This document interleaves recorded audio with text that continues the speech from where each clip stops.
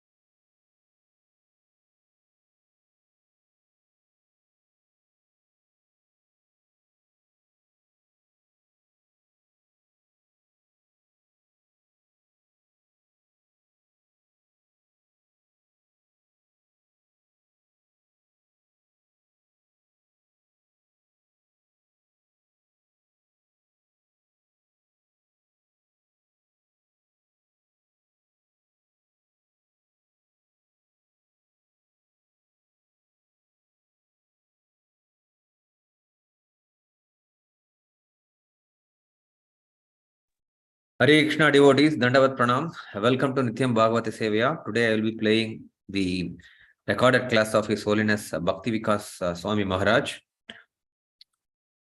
Kindly stay with me. I will be sharing the class now.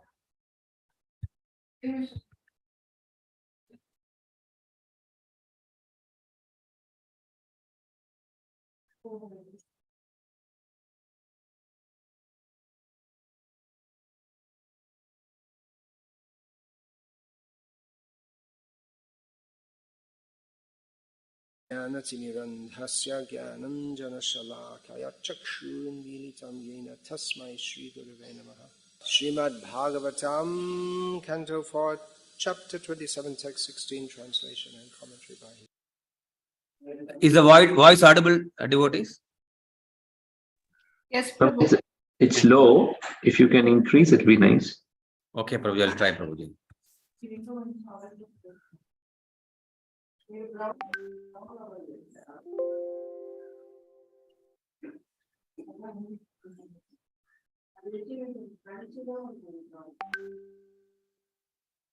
Divine Grace, A.C. Bhakti Vedanta. I think the sound will increase, Prabhu. At the beginning it is slow. Translation. Okay. Five-hooded serpent, the superintendent and protector of the city of King Puranjan, fought with the Gandharvas for 100 years. He fought alone with all of them, although they numbered 720. Purport: the 360 days and 360 nights combine to become the 720 soldiers of Chandavega, time. One has to fight these soldiers throughout one's lifespan, beginning with birth and ending with death. This fight is called the struggle for existence. Despite this struggle, however, the living entity, what happens? You die. Well, here Prabhupada writes, the living entity does not die. As confirmed in Bhagavad Gita, the living entity is eternal. Najayate mriyate va kadachin nayang bhutva bhavita va na bhuyaha ajo nityang shashvato yang purano na hanyate hanyamane sharire. For the soul there is never birth nor death, nor having once been. Actually, this translation is it's still Hayagriva's work. nor having once been. It goes against the whole spirit. The point is, he never comes into being. So if you say having once been, does he ever cease to be? It's a wrong term anyway. It's the handiwork of Hayagriva. Nayang bhutva, it does means he never comes into being.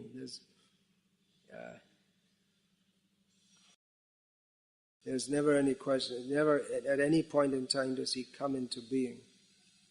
He is unborn, eternal, ever-existing, undying and primeval. He is not slain when the body is slain.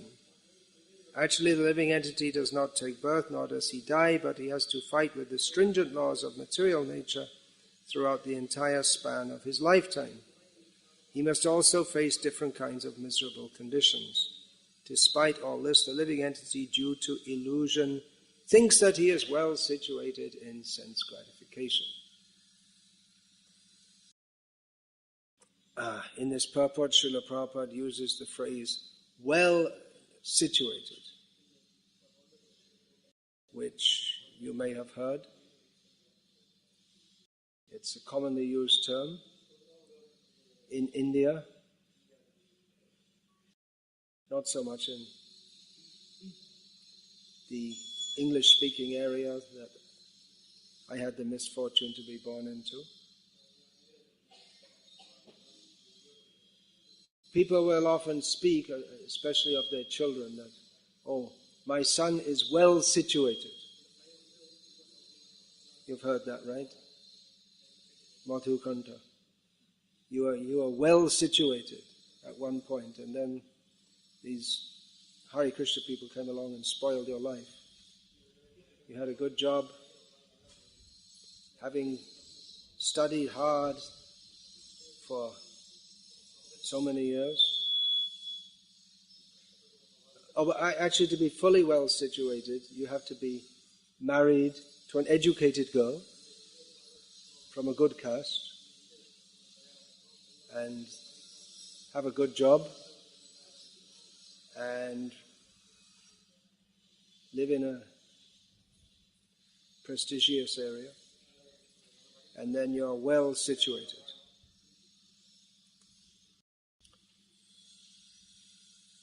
But the problem is that you're in the struggle for existence.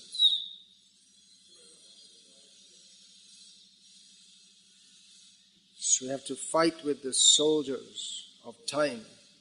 It's a constant struggle. And the end result is you die, then you get born again, and then you struggle again. So we've heard all these things many times before. Anyone who's read this far in the Bhagavatam must have come across this many times. We may wonder, why is this being repeated again and again and again? Because we are struggling, and the nature of illusion is to make us think that this struggle for existence, this struggle in material life, this struggle is enjoyable. What is the struggle? First of all, for existence, to live at all. That means you have to get enough to eat. You have to have protection, sleeping. Sleeping is a very dangerous situation unless you're protected with a house with locks and a gun in the corner and a big dog. It's very dangerous. When you're sleeping, you can be attacked at any time.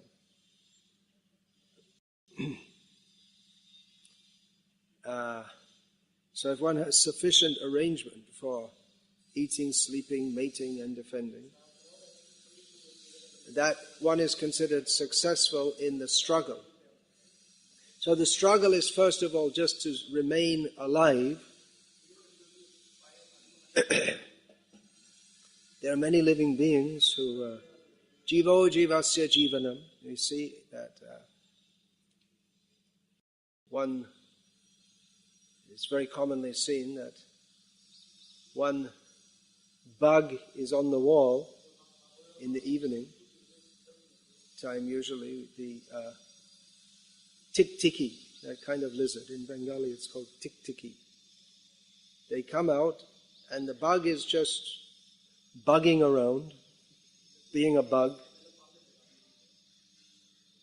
just enjoying the ambience, being here now, and all of a sudden the tick-ticky jumps on him and catches him, and he's dead. Or even sometimes you see the tick-ticky swallows him, and you can see within the stomach the bug still bugging around, but it's too late. He's going to get digested by the digestive juices of the tick-ticky. So like that, that's very common. Or you see, you don't see it often in the cities, the hawk is flying like this on the spot. They hover high up in the air, and then they see something, usually a mouse, and then it's quite spectacular. They dive bomb, and all of a sudden that mouse, which is just mousing around, being a mouse, jiving around with this mouse scene, all of a sudden the mouse finds himself in the talons of the kestrel, which is one kind of hawk, and that's the end of his being here now. So we see sudden death. It's very common. All of a sudden, one is taken away. So it's a very dangerous situation for humans also. You told me about some video you'd seen about people being murdered and all this, real live murders or deaths. Someone's just talking to someone and all of a sudden someone comes up and shoots them, like this kind of thing. So suddenly, it may come at any time. So we're trying to remain alive, and then when we've got our staying alive business, we're more or less confident of that, then how to get sense gratification. That comes the next point. And we go on with our lives like this. So we've all heard this many times before, I hope. You may wonder why is it repeated again and again. You may say, well, especially for devotees, we should have some more instruction. Well, that's also there. Srimad Bhagavatam is comprehensive, covers all aspects of Bhagavat Tattva Vijnanam, the science of knowledge of God, beginning from the beginning. Here this is beginning instructions that life in this material world is miserable, but the soul is eternal. And here we are in the 4th canto, and again the same instructions being given.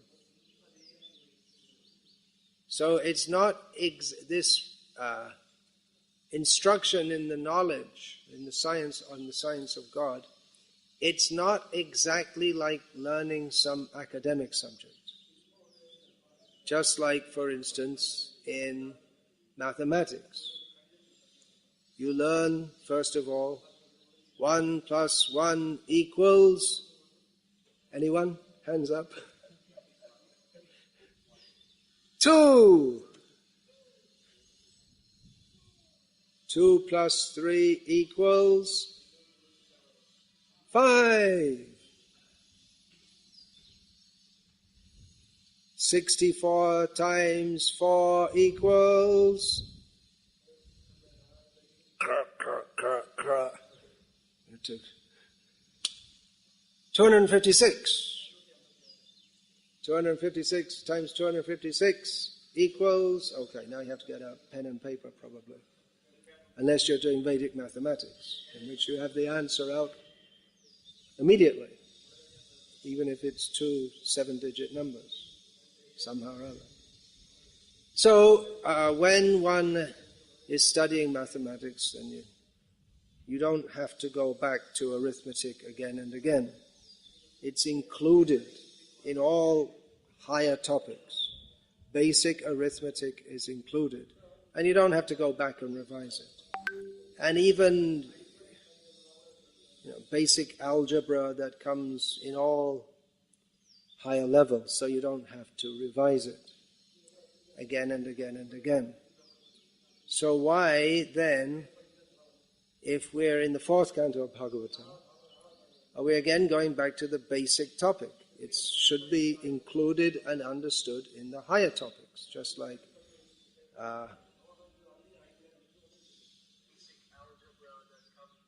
whoops, you have to go back again. I have to go back to the topics that were being discussed previously. So in the 4th canto, we have the story, for instance, of Dhruv Maharaj, which shows how one can be purified of material desires by practicing devotional service. So included in that narration is the understanding that material existence is even the best of material existence is meaningless.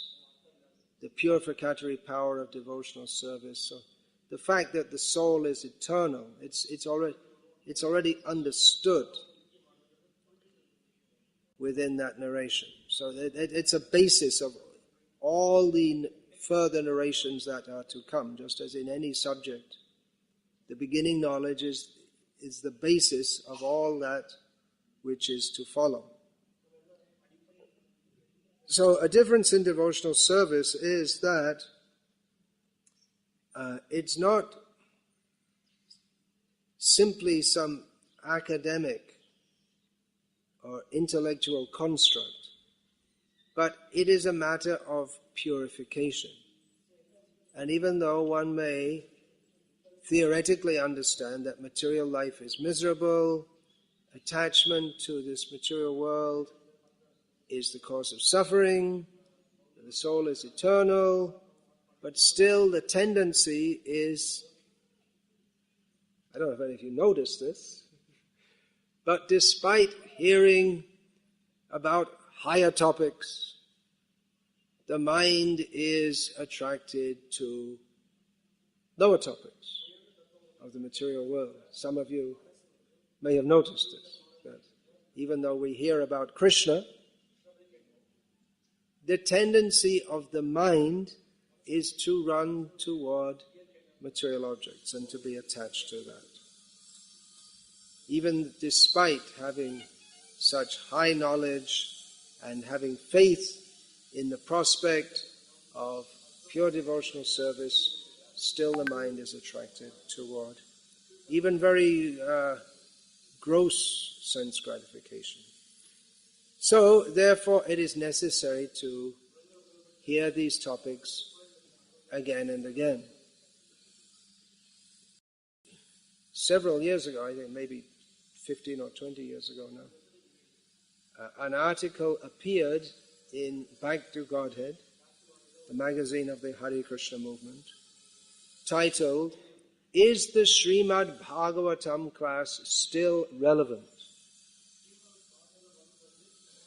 Discussing the point that many devotees don't seem to have that much interest in the Srimad Bhagavatam class, and that it may seem to be boring and repetitive. So what is the relevance? If you've already heard these topics so many times, what is the relevance of hearing them again and again? Well, that we have to see our own minds. If we're still attracted to the impermanent, asat trishna, this is called asat trishna, the thirst for that which is asat. Asat means impermanent, untrue, unreal, unbeneficial. So if that thirst is still there for that which is against our real self-interest of surrendering to Krishna, then it certainly makes sense to hear every day that all of this is asat. Everything which is not specifically aimed at pure devotional service is asat.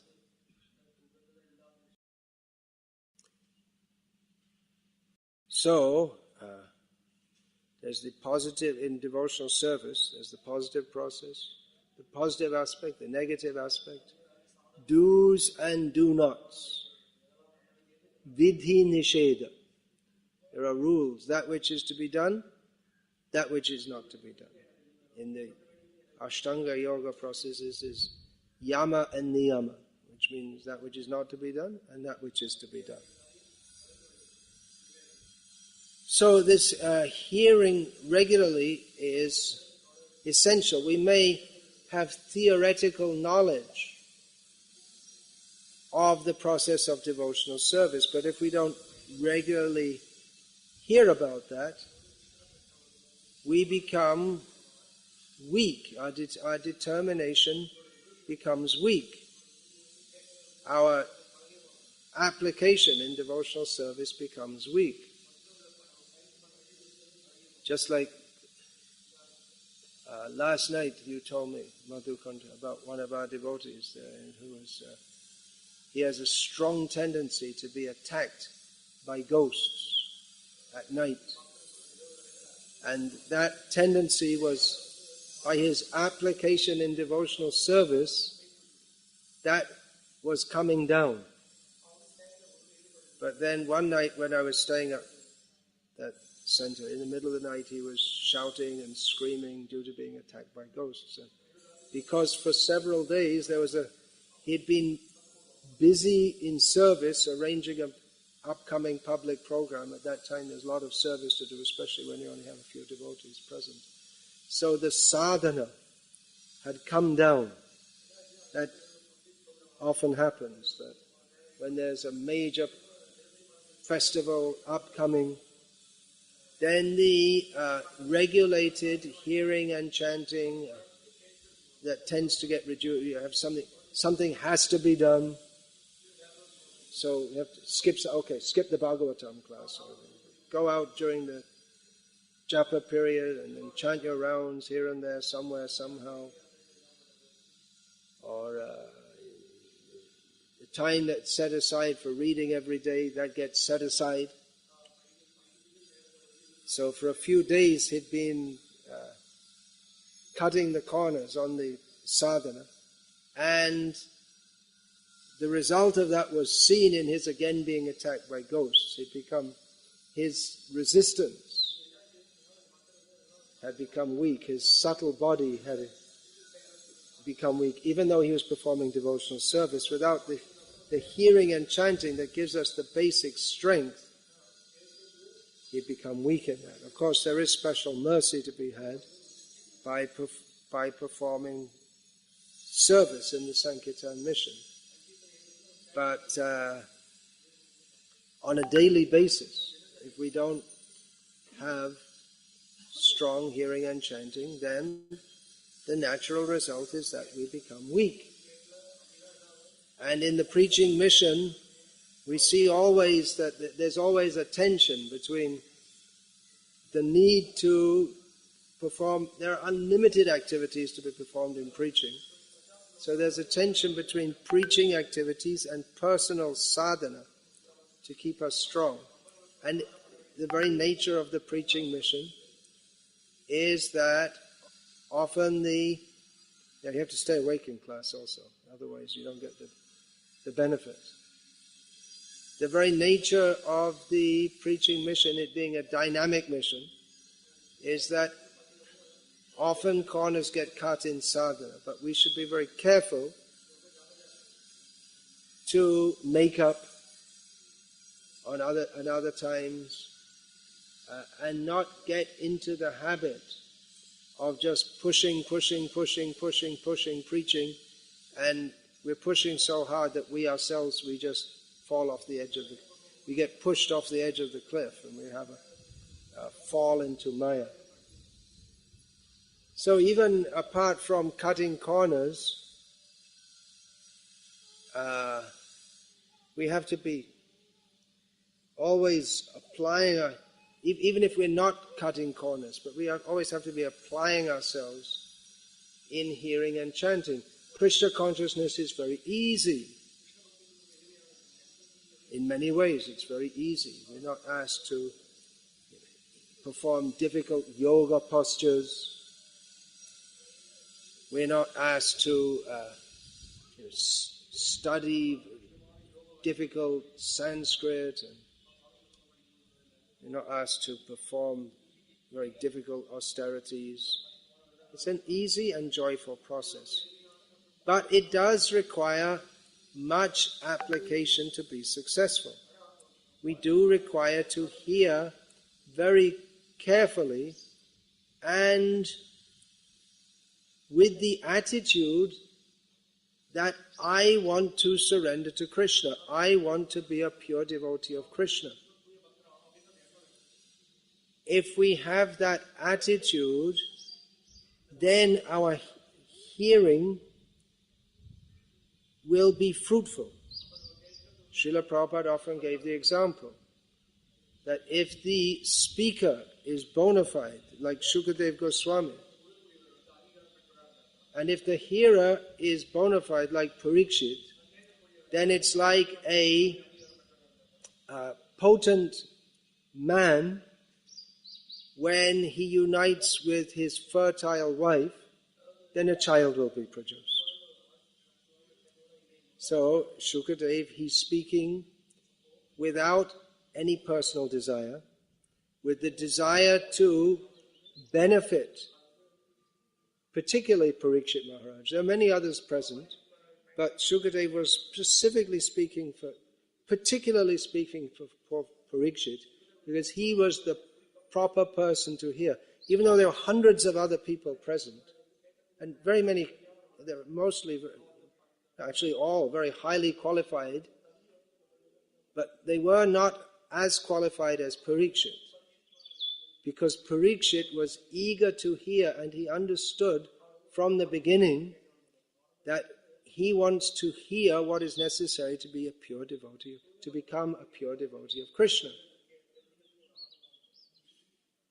So, although the different rishis were present, and they might have been more attracted to if the Upanishads had been spoken in a roundabout way, hinting at the truth, whereas Shukadev just gave the Srimad Bhagavatam, straightforward delineation of the highest truth. Vedyam vastavamatra vastu, Vedyam vastavamatra, the essence of all Shastra, the actual message of Shastra, which is Om Namo Bhagavate Vasudevaya, to surrender to the Supreme Personality of Godhead, Krishna.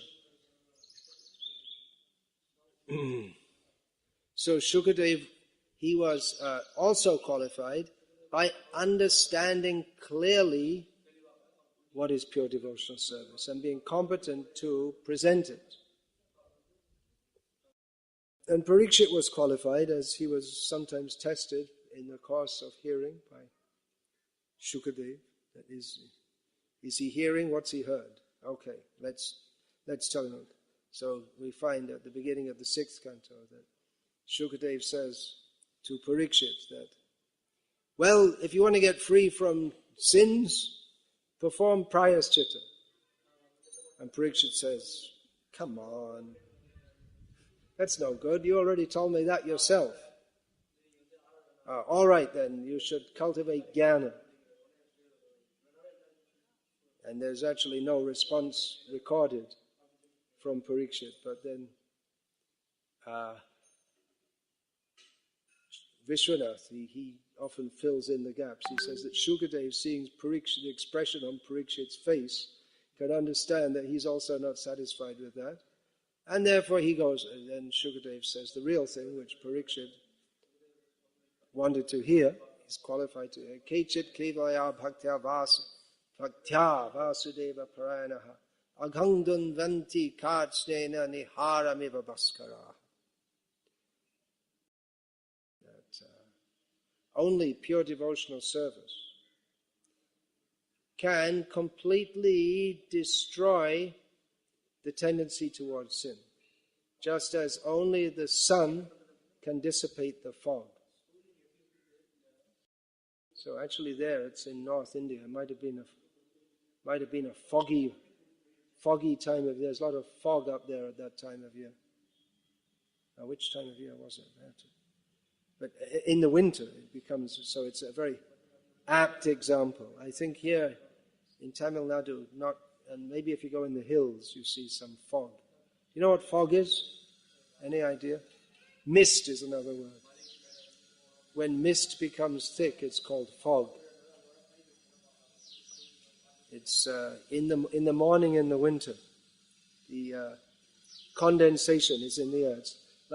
It's actually the same as a cloud, which is at ground level. So you can't see clearly anything. So how are you going to dissipate that? There's nothing you can do. But when the sun rises, what is that? Tesham adityavaj jnanam. How does that verse begin? Jnanena tu tad. Jnanena tu tad. Oh, Hare Krishna. Look it up. Tesham adityavaj jnanam prakashyati tatparam. When one's consciousness is in light, just like the sun, which illuminates everything. Jnanena tu tad ajnanam yesham nashitam atmanaha tesham adityavaj jnanam prakashyati tatparam. Ignorance is dissipated by knowledge which is like the sun, brilliant as the sun, which illuminates everything clearly. And all ignorance is dissipated. So Shukadev, he is a speaker, competent to his speaking is such that it completely destroys the ignorance and gives clear knowledge. But one has to be competent to receive that knowledge. And Parikshit was competent because from the beginning he understood this is what he wanted. He wanted the highest truth. He wanted to surrender to Krishna. That inclination was there to hear. So in general, people don't have that. So for them, they may be preached to on the platform of Bhagavata. Just like Arjuna, he was hearing from Krishna, but in the beginning he had his own programs, he had his own ideas. And Krishna just very patiently gave him Arjuna very basic knowledge, and then brought Arjuna to the point. You have to surrender to me, to Krishna. So really the Srimad Bhagavatam is for devotees, for people who have already accepted the principle of surrender to Krishna. And those who accept that, they're competent to hear Srimad Bhagavatam. But it is required to apply oneself to the process. If one thinks, well, I heard all, Nityam, what is that? Yeah, I'm forgetting the word. Najayate, Mriyate, Vakadach. Yeah, I know. I learned that 20 years ago, that verse. Dukkale Amashastra. Yeah, I know that. Yeah. Already heard that. Give me another cigarette. Already, I know that. So, I know this world is suffering, and I'm smoking cigarettes because, it gives me a good experience of what's in Bhagavad Gita. Cheating mentality. Like, you were telling me this. What was that? some rascal, so-called devotee, was going swimming naked in a river with someone else's wife. What did he say? That I don't feel attracted or affected. He just rascaled him. He said, like, speaking as if it's a Krishna conscious activity. So I'm just doing this, just like Mahatma Gandhi. Whoops, this is on the internet. Well, he had that idea also. He would sleep at night with one young woman on one side and one young woman on the other, just to test his brahmacharya. Although we don't find in the history of brahmacharya there was any such process, as newly invented process by Mahatma Gandhi. And he would always go with one young girl on one side and one young girl on the other.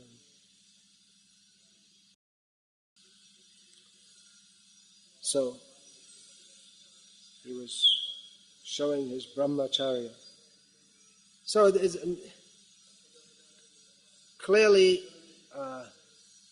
some have got to Mahatma Gandhi, but there may be so many other Mahatmas, or those who are known as Mahatmas, Mahatma. They have some smattering of Vedic knowledge, but they don't know how to apply it, and it doesn't really help them. In India, it's very common. Among the older generation, not so much among the newer generation, but they've just like that first lecture I gave in Mysore. I started speaking about Sattva Guna. I asked, "Do you all know? You know what I'm talking about, Sattva Guna?" I said, and then I looked and saw. I said, mostly it's more elderly people say, "Yeah, you know," but your children, they don't know. So they have some vague idea. What is this Sattva Guna, Raja Guna, Tama Guna? But it all gets mixed up. Again in Mysore, I entered a room and there were the nameplates of two men. One was Sridhara, one was Chittaranjan. I said, this is very nice. These are names of Krishna. And the person who brought me in said, yes, everyone is Krishna. So they have some knowledge and some piety, but they're messed up by wrong ideas. So it is necessary to hear the actual delineation of spiritual knowledge again and again and again, because our tendency is to go toward Maya again and again and again, and even to hear the philosophy of Krishna consciousness, to pretend to be serious about Krishna consciousness, and to just tweak the philosophy a little bit to convert it into something amenable for our sense gratification. That example of the so-called devotees swimming with another devotee's wife, both of them being naked, I mean, that's what you might call an extreme example, when it's very clear that the philosophical understanding has been grossly misapplied. But it may be in other ways also, just like we were discussing yesterday about our movement presenting itself as a Hindu movement, and we were discussing the pros and cons.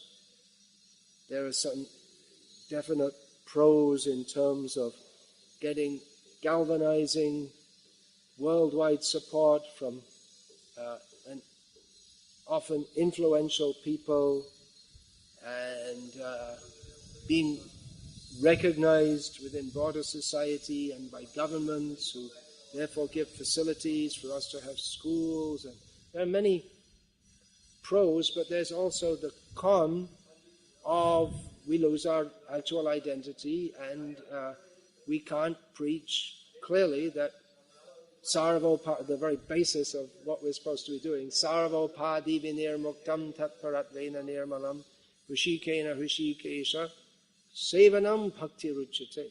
The very first principle of pure devotional service is to be free from all mundane designations. And by putting ourselves in the Hindu box, therefore we're also not able to promote Krishna consciousness as a universal, of course we can do, but the facility to preach, or the clear philosophical understanding to preach that Krishna consciousness is universal. It's meant for all living beings. It's not that by taking Krishna consciousness you become a Hindu. But that's how it's... So, it's a little tweak, you could say, but it makes a lot of difference in the way our own devotees perceive Krishna consciousness, and people who are coming to Krishna consciousness, how they perceive it. And then we have to mix up with Swami, Mahaparamahamsa, Bhogananda, Bogasananda, number one, and his brothers and sisters, who all live together, all brothers and sisters, all happily living together. And that's why he's called Bhogananda. Vairagyananda, he demonstrates his vairagya by having sex with many sannyasinis, but he's not attached. Well, he doesn't feel any pleasure while doing so. He demonstrates his vairagya by doing this. And so we have to, we can't, anyway, that's just an example. But the point I'm trying to make here is that unless we give clear understanding of what Krishna consciousness is repeatedly, even the basic points that we are eternal, this material world is miserable, then the tendency, because we've been conditioned since time immemorial to consider ourselves enjoyers of this world, the tendency to flip back to that wrong understanding is very strong. And then we don't become Krishna conscious. We don't get on the clear path like Parikshit was on, going back to Godhead. So we have to hear these things regularly. We have to apply ourselves very seriously to hearing, understanding, practicing, by chanting. There seems to be a quite common idea that if somehow or other you put your hand in your bead bag or maybe click on some counting machine and somehow or other get it up to 16 rounds a day, never mind the quality, that's it. That's what you have to do to be a devotee. But there's a lot more to it. Actually, we have to strive with every mantra we chant to pray to Krishna. O Krishna, O energy of Krishna, please engage me in your service. We have to strive to improve our chanting, to develop a taste for the holy name, which requires giving up sense gratification. It's a simple process, but what we're aiming at, the highest love of Krishna, which means to be free from sense gratification. That point of being free from sense gratification, even the desire for it, is not such a small thing. By the mercy of Krishna, we can be freed from the desire for sense gratification, which the yogis, they strive for with such difficulty over such a long time. But the mercy of Krishna doesn't come just by sticking a hand in a bead bag. We really have to pray to Krishna. Krishna, please engage me in your service. And then, okay, you have to go fill up the application form. What are your qualifications? You're asking for what are your qualifications? So that will be seen. Are you free from the desire for sense gratification? Or are you at least desiring to be? Unless that is there, then it's a false prayer. We're not actually chanting Hare Krishna. If we are deliberately cultivating desires for sense gratification, that's why I say again and again and again, devotees don't go to kami restaurants, they don't eat kami food, they don't watch TV and all these things, because it's deliberately against the principle of Krishna consciousness. then our chanting becomes, to a large extent, meaningless, or not very meaningful, because we cannot serve Krishna on our terms. That I want this much sense gratification, and I also want to serve Krishna. Of course, there are many injunctions in the Shastra that even a person who has desires for sense gratification, if they take to Krishna consciousness, they can become purified. But we shouldn't take it lightly and think that, I'll just go on with my life more or less as it is and chant a little and mumble a little and, that's it. And then Krishna will give me his, Guru will give his mercy because he's very merciful, and that's it. And when my body wears out, I'm sitting in front of the TV one day, with my hand in my bead bag, of course, and it's time comes and it's all over, and that's it for one lifetime. And then automatically I'll go to Krishna Loka and I'll be dancing with the gopis and all this kind of thing. Well, folks, it doesn't exactly happen like that. One has to be very serious.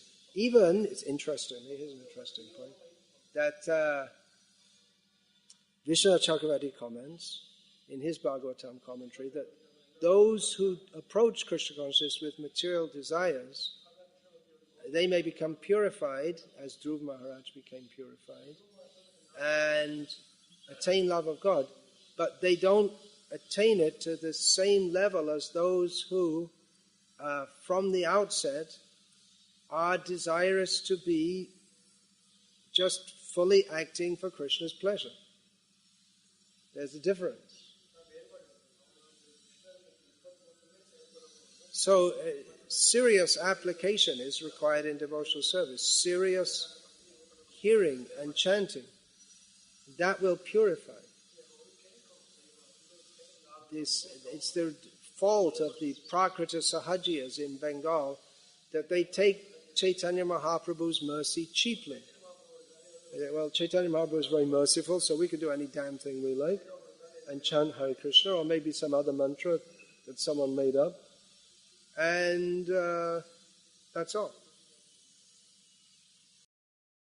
So we see that Prabhupada, what Vyasadeva in Bhagavata is giving these subjects, which are basic subjects, maybe from a slightly different angle within the allegorical story of Puranjan, how we are attacked, we're struggling in the time, we're struggling at every moment. So from a slightly different perspective, or phrased in a somewhat different way, but it's the same basic message that one should learn in the beginning of one's Krishna consciousness, but we have to hear it again and again and again.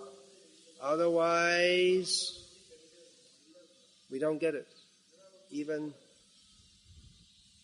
we may be very advanced in some ways, it may appear like that, but we can, again, that's another consideration, even if one does become advanced, that if one retains desires in the heart for sense gratification, then, or cultivates them in little corners, just like, you have a little corner of the heart in which you keep all the rubbish, all the garbage. Instead of disposing it, you keep it. And then it may, just like a poison within the system, it festers and then it can produce cancer and then just take over the whole system. We may not even be aware of it. So we have to hear repeatedly, carefully, what needs to be heard. We have to hear that. Clear delineation of Bhagavat Tattva Vijnana. We have to chant very carefully. We have to serve. We have to pray. It requires a lot of application to be a devotee. Actually, 100% application. Ultimately, we have to come to that level. Hare Krishna. Any question about this?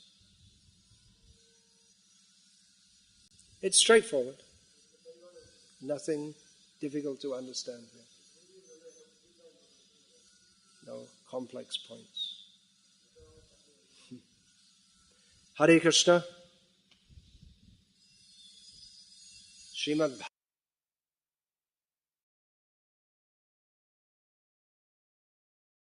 Hare Krishna devotees, Dandavat Pranam. Thank you, Maharaj, for emphasizing the basic aspects of devotional service and how we should always be focused on basics and make sure we are not, trying to travel in two boats at a time. One's on sense gratification, other side trying to advance in spiritual life, which may not happen. So thank you for emphasizing that message. Devotees, please unmute your line and share any reflections or comments, please.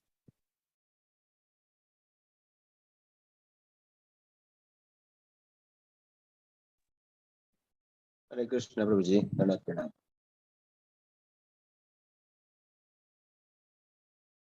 Able to hear me? Yes, Prabhuji, it's little low. Volume is little low. Maybe Yeah. it's my speaker. One point Maharaj brings out, is it hearing Bhagavatam daily is required or not? It's relevant for all of us, how he emphasizes hearing and, focusing and practicing it. That's another point Maharaj is emphasized, especially in Bhagavatam hearing. Thank you, Prabhu. Thank you for your wonderful service. Thank you, Prabhuji. Thank you.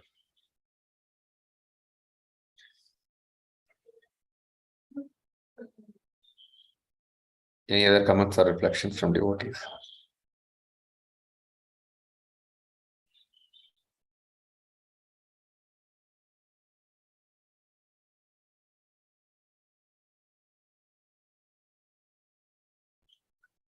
If there are no questions, we can end the session with Vaishnava Pranam. Vancha kalpatarubhyasya kripa sindho jayeva cha patitanam pavanebhyo vaishnavebhyo namo namaha. Granthra Srimad Bhagavatam ki jai, Srila Prabhupada ki jai, Ananta Koti Vaishnava Vrinda ki jai. Jai Gaur Premanande, Hari Hari Bol. Hare Krishna devotees, we'll meet again tomorrow morning, Krishna willing.